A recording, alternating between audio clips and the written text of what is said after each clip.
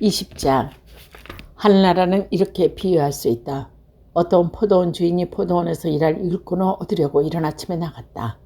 그는 일꾼들과 하루 품삯을 든 한 데나리온으로 정하고 그들을 포도원으로 보냈다. 9시쯤 다시 나가서 장터에 할 일 없이 서 있는 사람을 보고 당신들은 내 포도원에 가서 일하시오. 그러면 일한 만큼 품삯을 주겠소. 하고 말하니 그들은 일하러 갔다. 주인은 12시쯤 오후 3시쯤에도 나가고 그와 같이 하였다. 오후 5시쯤에 다시 나가보니 할 일 없이 서 있는 사람들이 또 있어서 왜 당신들은 하루 종일 이렇게 빈둥거리기만 하고 서 있어만 하요? 그러고 물었다. 그들은 아무도 우리에게 일을 시키지 않아서 이러고 있습니다 하고 대답했다. 그래서 주인은 당신들도 내 포도원에 가서 일하시오 하고 말했다. 날이 저물자 포도원들도 내 포도원으로 가서 일하시오. 한 주인은 자기 관리인에게 일꾼을 불러 맨 나중에 온 사람부터 시작하여 맨 먼저 온 사람들까지 차례로 품삯을 치르라고 일렀다. 오후 5시쯤부터 일한 일꾼이 한 데나리온씩을 받았다. 그런데 맨 처음에 일한 사람은 품삯은 더 받으려니 했지만 그들은 한 데나리온밖에 더 받지 못했다. 그들은 돈을 받고 주인에게 투덜거렸다. 막판에 와서 1시간밖에 일하지 않은 저 사람들을 온종일 땅 밑에서 일한 우리들과 똑같이 대우하십니까? 하고 따졌다. 그런데 주인은 그들 가운데 한 사람을 보고 내가 당신에게 잘못한 것이 무엇이오? 당신은 나 품삯을 한 데나리온으로 정하지 않았소. 당신의 품삯이나 가지고 가시오. 나는 이 마지막 사람에게 당신에게 줄 만큼의 삭을 주기로 할 것이오. 내 것을 내 마음대로 처리하는 것이 잘못이 말이오. 내 후한 처사가 비위에 걸린단 말이오. 하고 말했다. 이와 같이 골치가 처치되고 철치가 꼴찌되는 것이다. 예수께서 예루살렘으로 올라가시는 도중에 12 제자를 가까이 불러 조용히 말씀하셨다. 우리는 지금 예루살렘으로 올라가고 있다. 거기서 사람의 아들은 대제사장들과 율법 학자들의 손에 넘어가 사형 선고를 받을 것이다. 그리고 이방인들의 손에 넘어가 조롱과 채찍질을 당하며 십자가에 달려 죽었다가 사흘 만에 다시 살아나야 될 것이다. 그때 세베대오의 두 아들이 어머니와 함께 예수께 왔는데 그 어머니는 무엇인가를 청한 이를 엎드려 절을 했다. 예수께서 그 부인에게 원하는 것이 무엇이냐고 하러 물으시다. 그 부인은 주님의 나라에 서면 저의 두 아들을 하나는 주님의 오른편에 하나는 왼편에 앉게 해주세요 하고 부탁했다. 그래서 예수께서 그 형제들에게 너희가 청한 것이 무엇이냐 알고 있느냐? 내가 마시게 될 잔은 너희도 마실 수 있느냐 하고 물으셨다. 그들이 마실 수 있습니다 하고 대답하자 예수께서는 다시 이렇게 말씀하셨다. 너희도 내 잔을 마시게 될 것이다. 그러나 내가 오른편과 내 왼편에 앉는 특권은 내가 주는 것이 아니다. 이 자리에 앉을 사람들은 내 아버지께서 미리 정해놓으셨다. 이 말을 듣고 있던 다른 12 제자가 그 형제를 보고 화를 냈다. 예수께서 그들을 가까이 불러놓고 너희도 알다시피 세상에서 통치자는 백성을 간제로 지배하고 높은 사람의 백성을 권력으로 누르는 데 있다. 근데 너희는 그래서는 안 된다. 너희 사이에서 높은 사람이 되고자 하는 사람은 남을 섬기는 사람이 되어야 하고 으뜸이 되고자 하는 사람은 종이 되어야 한다. 사람은 사람의 아들로 섬김을 받으러 온 것이 아니라 섬기러 왔고 많은 사람을 위하여 목숨을 바쳐 몸값을 치른 곳으로 온 것이다. 그들이 여리고를 떠날 때 큰 곤중이 예수를 따라왔다. 근데 소경 2 사람이 길가에 앉아있다가 예수께 지나가다는 말을 듣고 큰 소리로 다윗의 자손 주님, 우리에게 자비를 베풀어 주십시오 하고 외쳤다. 사람들이 떠들지 말고 꾸짖었으나 그들은 더욱더 큰 소리로 자신의 다윗의 자손이신 주님, 우리에게 자비를 베풀어 주십시오 하고 외쳤다. 예수께서 길을 멈추고 그들을 부른 다음 나에게 바라는 것이 무엇이냐 하고 물었다. 주님 눈을 뜨게 해주십시오. 이 말에 예수께서 측은한 마음이 들어 그들의 눈에 손을 대자 그들의 곧 눈을 뜨게 되었다라고 예수를 따랐다. 21장. 그들이 예루살렘에 가까이 와서 보니 올리브산 근처 백파기에 이르렀을 때에 예수께서는 2 제자를 보내 이렇게 이르렀다. 맞은편 마을로 가보아라. 그러면 나귀 한 마리가 메어 있을 것이다. 그 새끼도 곁에 있겠지만 그 나귀를 풀어 나에게 끌고 오너라. 혹시 누가 뭐라고 하거든 주께서 서시겠다고 말하여라. 그리고 걔 내어줄 것이다. 이리하여 예언자를 시켜 시몬의 딸에게 알려줬다. 내 임금님이 너에게 오신다. 그의 겸손하신 암나귀를 타시고 멍에 매는 짐승의 새끼 어린 날을 타고 오신다. 제자들이 가서 예수께서 일러주신 대로 나귀와 나귀 새끼를 끌고 와서 그 위에 겉옷을 얹어 놓았다. 예수께서 거기에 올라앉으시자 많은 사람들이 겉옷을 벗었길래 퍼놓을까 하면 어떤 사람들은 나뭇가지 꺾어다가 길에 깔아놓기도 하였다. 그리고 앞뒤에서 따르는 사람들이 모두 환성을 올렸다. 호산나 다윗의 자손 주의 이름으로 오시는 이여 참미 받으소서. 지극히 높은 하늘에서도 호산나. 예수께서 예루살렘에 가시자 온 시민이 들떠서 이분이 누구냐고 물었다. 사람들은 이분은 갈릴리아 나사렛에서 오신 예언자 예수야고 대답했다. 예수께서는 성전 뜰 안에 들어가 거기에서 팔고 사고 하는 사람을 다 쫓아내시고 황금상의 탁자와 비둘기 장수들의 의자를 둘러엎으셨다. 그리고 그들에게 성서에 내 집은 기도하는 집이다라고 불러라 라고 했는데 너희는 이 집을 강도의 소굴로 만들었다 하고 나무라셨다. 그때 예수께서는 성전 뜰 안에 있는 소경과 젊은 바리들이 앞으로 나오자 그들을 모두 고쳐주셨다. 제사장들과 율법학자들은 예수께서 행하신 여러 가지 놀라운 일이 성전 뜰에서 호산나 다윗의 자손 하고 외치는 아이들을 보고 화가 치밀어서 예수께 이 아이들이 하는 말이 들립니까? 하고 물었다. 예수는 그렇게서 들린다. 주께서 어린아이들과 젖먹이들 입에서 주를 찬양하게 하시리니 하고 하신 말씀을 읽어본 일이 있느냐 하고 대답했다. 그리고 예수께서는 그들을 떠나 성 밖에 있는 베데니로 가서 밤을 지내셨다. 이튿날 아침에 예수께서 성 안에 들어오시다가 마침내 시장하던 참에 길가에 무화과 나무 한 그루가 서 있는 것을 보시고 그러러 가셨다. 그리고 잎사귀밖에 아무것도 보이지 않았으므로 그 나무를 향하여 이제부터 너는 영원히 열매를 맺지 못하리라고 말씀하셨자. 그러자 무화과 나무는 곧 말라버렸다. 제자들은 이걸 보고 너무 놀라서 무화과 나무가 어찌 이렇게 당장 말라버렸습니까? 하고 물었다. 예수께서는 이렇게 말씀하셨다. 나는 분명히 말한다. 너희가 의심하지 않고 믿는다면 이 나무에서 본 일을 할 수 있을 뿐만 아니라 이 산대로 번쩍 들어서 바다에 빠져라 하는 것도 그대로 될 것이다. 또 너희가 기도할 때 믿고 구하는 것은 무엇이든지 다 받을 것이다. 예수께서 성전에 들어가서 가르치시고 계실 때 대제사장과 백성의 원로들이 와서 당신은 무슨 고난으로 이런 일을 합니까? 누가 이런 고난을 주었습니까? 하고 물었다. 나도 한 가지 물어보겠다. 너희가 대답하면 나는 무슨 고난이라 이 일을 하든지 말하겠다.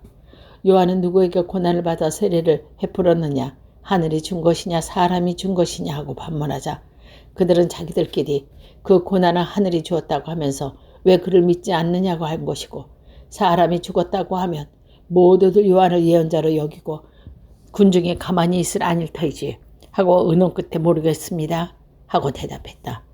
예수께서는 나의 무슨 고난으로 이런 일이 있는지 말하지 않겠다고 말씀하셨다. 또 이런 것은 어떻게 생각하느냐. 어떤 사람이 두 아들을 두었다. 먼저 맏아들에게 가서 얘야 너 오늘 포도원에서 가서 일을 하여라 하고 일렀다. 맏아들은 처음에는 싫다고 하였지만 나중에 뉘우치고 일하러 갔다. 아버지는 둘째 아들에게 가서도 같은 말을 했다. 둘째 아들은 가겠다고 대답만 하고 가진 않았다. 그 둘 중에 아버지의 뜻을 받아들인 아들은 누구이겠느냐 하고 예수께 물었다.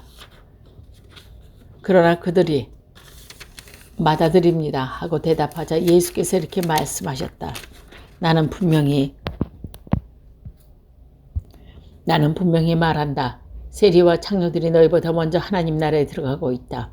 사실 요한이 너희를 찾아와서 올바른 길을 가르쳐줄 때 너희는 그의 말을 믿지 않았지만 세리와 창녀는 믿었다. 너희는 그것을 보고도 끝내 뉘우치지 않고 그걸 믿지 않았다. 또 다른 비유를 들겠다.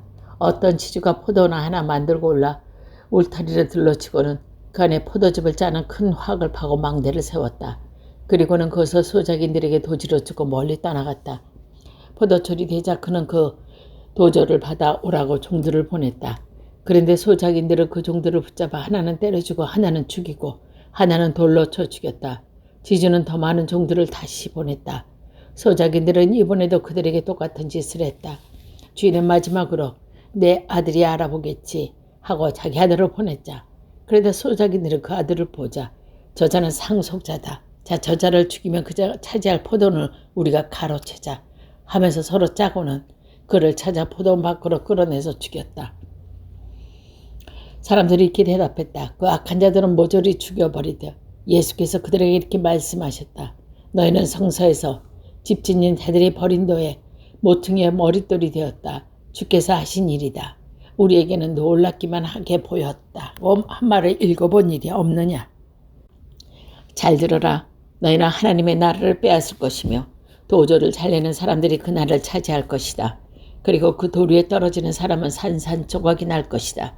그 돌 밑에 깔려있는 사람은 가루가 되고 말 것이고 대제사장들과 바리새파 사람들은 이 비유가 자기를 도가 하신 말씀인 것을 알고 예수를 잡으려 하였지만 군중이 두려워서 손을 대지 못했다. 군중이 예수를 예언자로 알고 있기 때문이다. 22장 예수께서 또 비유를 들어 그들에게 말씀하셨다. 하늘나라는 어느 임금이 자기 아들의 혼인잔치를 베풀인 것을 비길 수 있다. 임금이 종들을 보내어 잔치에 초청하는 사람들을 불렀으나 오려하지 않았다. 그래서 다른 종들을 보내면서 초청을 받은 사람들에게 이제 잔치상을 차려놓고 소와 살찐 짐승도 잡아 모든 진부를 다 갖추었으나 어서 잔치에 오라고 하였다고 일렀다. 그러나 초청받은 사람들은 대수롭지 않게 여기고 어떤 사람은 밭으로 갔고 어떤 사람은 장사하러 갔고 또 어떤 사람은 그 종들을 붙잡아 때려주기도 하고 죽이기도 했다. 그래서 임금은 몹시 노하여 군대를 벌어서 그 살인자들을 잡아 죽이고 그들의 동네를 불살라 버렸다. 그리고 나서 종들에게 혼인 잔치를 준비되었지만 절에 초청받은 자들은 그만한 자격이 없는 자들이다. 그러니 너희는 거리에 나가서 아무나 만나는 대로 잔치에 청해 오라고 말했다. 그래서 종들은 거리에 나가 나쁜 사람 좋은 사람 할 것 없이 만나는 대로 다 데려왔다. 그리하여 자기 집은 손님으로 가득 찼다. 임금이 손님을 보러 들어갔다가 예복을 입지 않는 사람이 하나 있었다. 그를 보고 예복도 입지 않고 어떻게 여기 들어왔냐 하고 묻자 그는 할 말이 없었다. 그러다 임금이 하인에게 이 사람의 손발을 묶고 바깥 어두운 데로 내어 쫓아라. 거기서 가슴을 치고 통곡할 것이다 하고 말했다. 부르심을 받은 사람은 많지만 뽑히는 사람은 적다. 바리새파 사람들이 불러가서 어떻게 하면 예수의 말씀을 트지잡아 올가매를 씌울까 하고 궁리 끝에 자기네 제자들은 헤로데 당원 몇 사람들과 함께 예수께 보내 이렇게 묻게 했다. 선생님, 우리는 선생님이 진실하신 분이시므로 사람을 겉모양으로 판단하지 않기 때문에 아무도 꺼리지 않고 하나님의 진리를 참되게 가르치시는 줄 압니다. 그래서 선생님의 의견을 듣고자 합니다. 가이사스에게 세금을 바치는 것이 그래서 선생님 옳습니까? 옳지 않습니까? 예수께서 그들의 간악한 속셈을 아시고 이 위선자야 어째 나의 속을 떠보느냐. 세금으로 바치는 돈은 나에게 보여라 했다. 그들이 데나리온 한 잎을 가져오자 그 초상화 글자는 누구의 것이냐고 물으셨다. 카이사르 것입니다. 그들이 이렇게 대답했다. 그러자 카이사의 것은 카이사에게 돌려드리라. 하나님의 것은 하나님의 돌리라고 말씀하셨다. 그 말씀을 듣고 경탄하면서 예수를 떠났다. 그날 부활이 없다고 주장하는 사두개파 사람들이 예수께 와서 물었다. 선생님, 모세가 정해진 법에는 어떤 사람이 자녀가 없이 죽으면 그 동생이 형수와 결혼하여 자식을 낳아 형의 대를 이어야 합니다. 그런데 우리 이웃에 7형제가 살고 있습니다. 첫째가 결혼을 하고 살다가 자식이 없어 죽어서 그 동생이 형수와 살게 되었습니다. 둘째도 셋째도 이렇게 7째까지 다 그렇게 했습니다. 그들이 다 죽은 뒤에 이 여자도 죽었습니다. 7형제가 모두 이 여자와 살았으나 부활 때에는 그 여자는 누구의 아내가 되겠습니까? 예수께서 이렇게 대답하셨다. 너희는 성서도 모르고 하나님의 권능을 모르니까 그런 잘못된 생각을 하는 것이다. 부활한 다음에는 장가드는 일도 시집가는 일이 없이 하늘에 있는 천사들처럼 된다. 죽은 사람의 부활에 관하여 하나님께서 너에게 하신 말씀은 아직 읽어본 일이 없느냐. 나는 아브라함의 하나님이요 이삭의 하나님이요 야곱의 하나님이다라고 하시지 않았느냐. 이 말씀은 하나님께서 죽은 이의 하나님이 아니라 살아있는 이들의 하나님이라는 뜻이다. 이 말씀을 들은 군중은 예수님의 가르침에 탐복하여 마지 않았다. 예수께서 사두개파 사람들의 말문을 막아보셨다는 소문을 듣고 바리새파 사람들이 몰려왔다. 그들 중 한 율법 고사가 예수의 속을 떠보려고 선생님, 율법서에서 어느 계명이 가장 큰 계명입니까? 하고 떠보았다. 선생님, 율법서에서 예수에서는 이렇게 대답했다. 나 마음을 다하고 목숨을 다하고 뜻을 다하여 주님이신 너희 하나님을 사랑하라. 이것이 가장 크고 첫째가 는 계명이요 내 이웃을 내 몸같이 사랑하라는 둘째 계명은 이에 못지않게 중요하다. 이 계명이 모두 율법과 예언서의 골자이다. 예수께서 바리새파 사람들이 모여있는 것을 보시고 너희는 그리스도를 어떻게 생각하느냐? 그는 누구의 자손이겠느냐? 하고 물으셨다. 그들은 다윗의 자손입니다. 하고 대답했다. 예수께서 다시 물으셨다. 그러면 자신이 성령의 감화를 받아 그를 주님이라고 부른 것은 어떻게 됐느냐? 주 하나님께서 내 주님께 이르시는 말씀. 내가 내 원수를 내 발 아래서 굴복시킬 때까지 너는 내 원수편에 앉아있으라. 하고 다윗이 읊지 않았느냐? 다윗이 그리스도를 주님이라고 불렀는데 그리스도는 어떻게 다윗의 자손이 되겠느냐? 그들은 한마디도 대답하지 못했다. 그리고 그날부터 감히 예수께 질문하는 사람이 없었다.